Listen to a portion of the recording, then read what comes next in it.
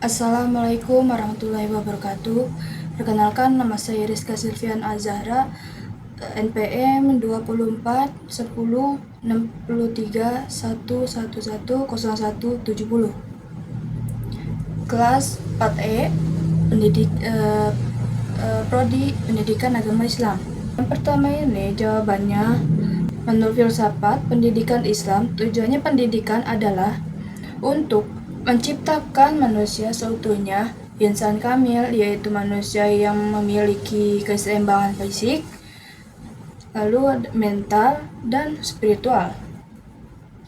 Pendidikan ini tidak hanya memberikan pengetahuan, tetapi juga membangun karakter dan moral. Dalam praktik madrasah dan pesantren ini terlihat beberapa hal berikut, yaitu yang pertama, ada menekankan pada adab sebelum ilmu. Yang kedua, integrasi antara ilmu agama dan ilmu umum. Yang ketiga, ada guru sebagai contoh moral dan spiritual. Nah, yang terakhir ini ada menggabungkan ibadah dalam proses pendidikan. Contohnya, santri di pesantren tidak hanya belajar kitab suci, tetapi mereka juga dididik untuk disiplin waktu, sholat berjamaah, dan menjalani gaya hidup sederhana di sekolah atau di madrasah ya.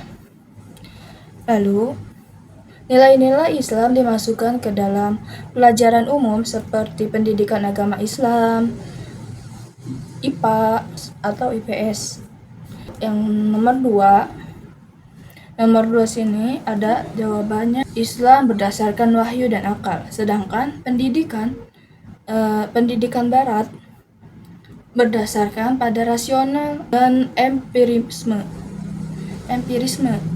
Pendidikan Islam ini bertujuan kebahagiaan dunia dan akhirat.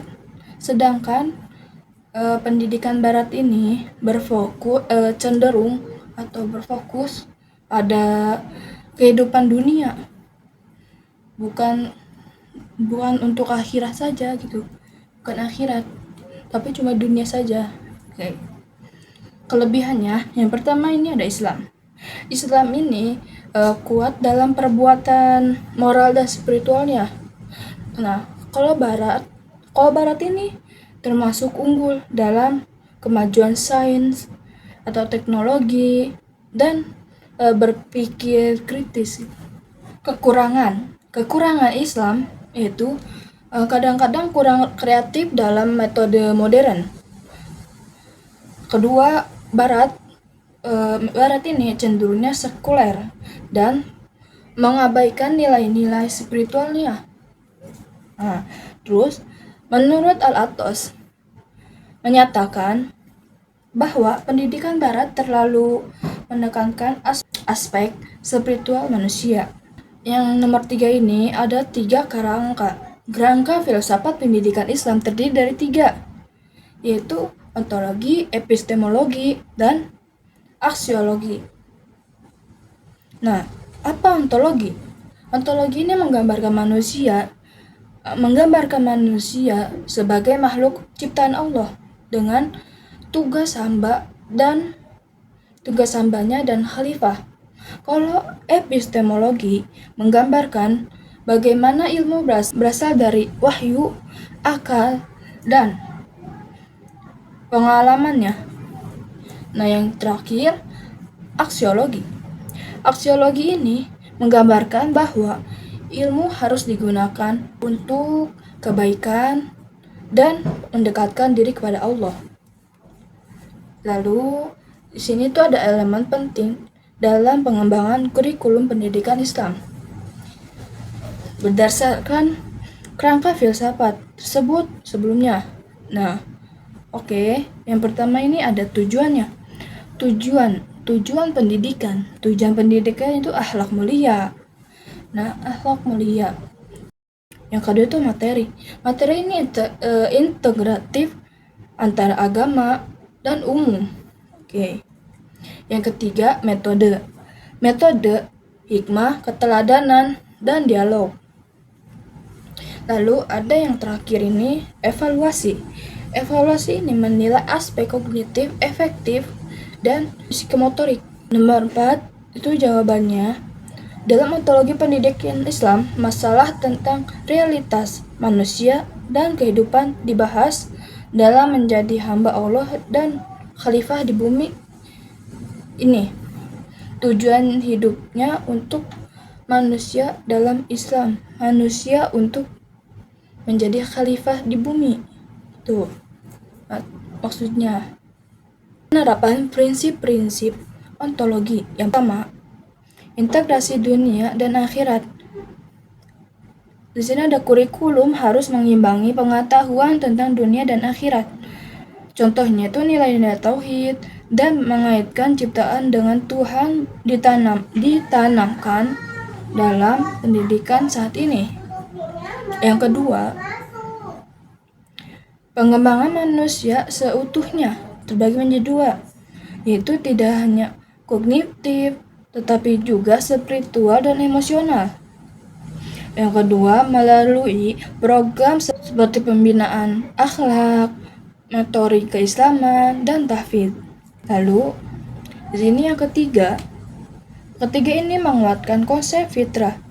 Setiap anak memiliki potensi, pendidikan harus personal dan humanistik. Menghindari sistem satu ukuran semua. Yang keempat, menanamkan kesadaran khalifah. Kesadaran khalifah ini pendidikan harus menekankan tanggung jawab sosial dan lingkungan. Contohnya ini program masjid berbasis lingkungan dan bakti sosial. Tantangan saat ini tuh ada 3, globalisasi dan digitalisasi. Yang kedua ini krisis moral generasi muda. Ketiga, sekularisasi pendidikan.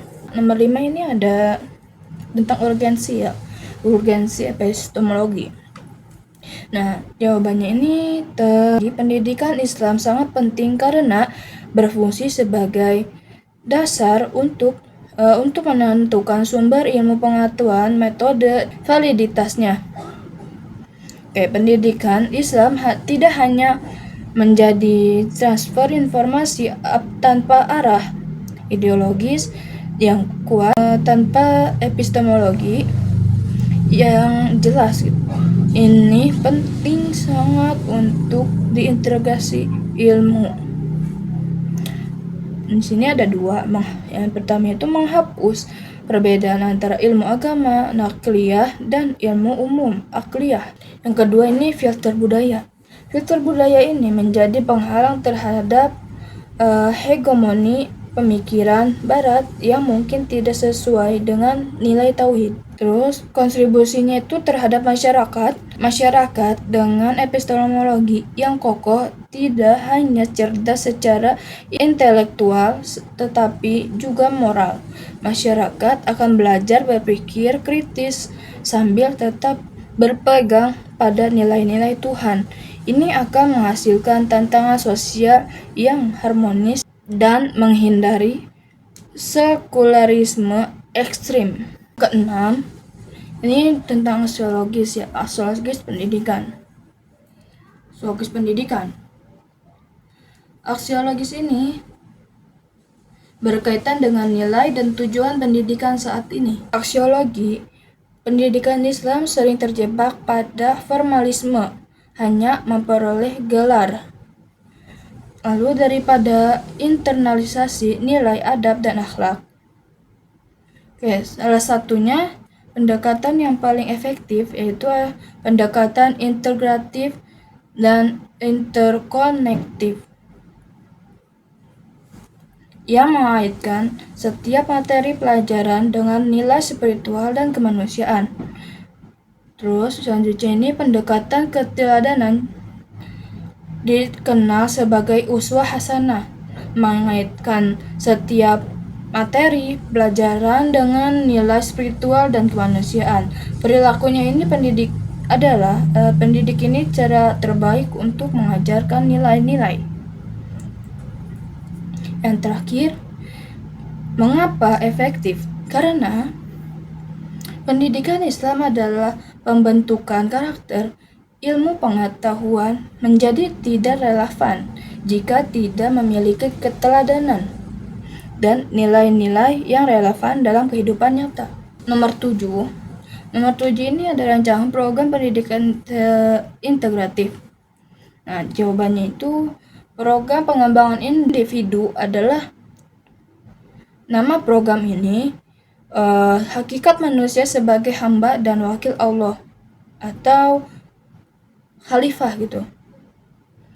Dikombinasikan dengan hakikat pendidikan sebagai proses kemanusiaan, proses pemanusiaan manusia. Komponennya itu ada kurikulum berbasis tauhid, terus metode pembelajaran dialogis, yang ketiga ekosistem lingkungan beradab, yang terakhir itu ada evaluasi holistik. Yang pertama ini ada itu menekankan Tuhan sebagai pusat dari segala disiplin ilmu. Yang kedua ini mendorong diskusi untuk mengasah akal sebagai anugerah Tuhan. Yang ketiga, sekolah dirancang sebagai mikrokosmos masyarakat Islami yang disiplin dan penuh kasih sayang. Yang terakhir, mengevaluasi aspek kognitif selain perilaku, akhlak, dan kontribusi sosial. Nomor 8 ini ada yaitu tentang peran filsafat pendidikan Islam dalam demokratisasi pendidikan. Jawabannya, menurut filsafat pendidikan Islam, keinginan untuk mendapatkan pengetahuan ada pada setiap orang. Filsafat ini memainkan peran penting dalam proses demokratisasi, membantu menghilangkan hierarki pendidikan dan memastikan bahwa pendidikan adalah hak bagi semua orang. Lalu bukan hanya segelintir individu atau segelintir seseorang. Nah, implementasi relevan. Di sini tuh ada pendidikan inklusif di madrasah. Menerima siswa dari pembelajaran dari berbagai latar belakang, kemampuan, termasuk anak-anak dengan kebutuhan khusus, kurikulum yang disesuaikan namun tetap berbasis nilai Islam. Contohnya, implementasi ini termasuk penerapan program pembelajaran individu atau disebut PPI atau IEP yang didasarkan pada nilai Islam. Yang kedua, beasiswa berbasis keadilan. Ini tidak hanya membantu mereka yang tidak mampu, tetapi juga memastikan bahwa fasilitas pendidikan yang baik, seperti laboratorium dan perpustakaan digital, sehingga di wilayah terpencil. Yang terakhir ini ada kesetaraan gender. Nah, itu menjamin akses yang sama bagi laki-laki atau perempuan ke pendidikan tinggi berdasarkan kemampuan intelektual mereka. Ada contohnya, yaitu program Women in STEM. Nah, terus di Universitas Islam. Sekian dari saya. Wassalamualaikum warahmatullahi wabarakatuh.